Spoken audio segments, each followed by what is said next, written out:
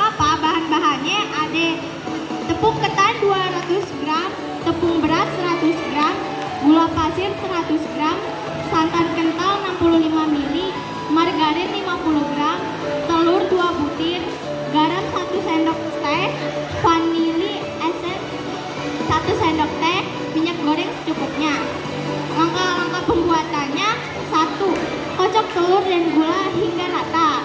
2. Masukkan tepung ketan, tepung beras, margarin, garam, dan vanilla essence. Aduk hingga adonan rata. 3. Tuangkan santan kental sedikit demi sedikit. Lalu aduk adonan hingga rata, tidak lengket dan bisa dicetak. 4. Panaskan banyak minyak goreng.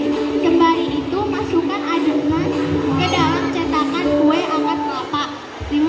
Cetakan adonan kue dan langsung masukkan dalam minyak panas.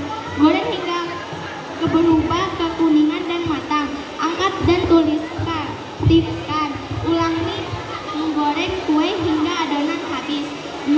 Siap disajikan atau disimpan dalam wadah kedap. Nah, bukan baru makanannya ya. Nah, kita lanjut nih ke minumannya. Ini ada es cincau. Bahan-bahannya ada cincau hitam secukupnya, 1000 ml susu cair putih, es batu, 200 gram gula merah, 2 sendok makan gula pasir, 200 ml air. Lalu cara membuatnya itu ada 1 gula aren, gula pasir dan air hingga larut. Setelah larut, diamkan hingga dingin. Kedua, serut cincau menggunakan parutan keju. Ketiga, campur cincau dan gula dan keju hingga dilarutkan. Aduk rata dan beri es batu secukupnya. 4. Lalu sajikan. Nah, ini dia nih teman-teman, makanan kita yang kita buat. Ini akar kelapa. Ini es cincaunya.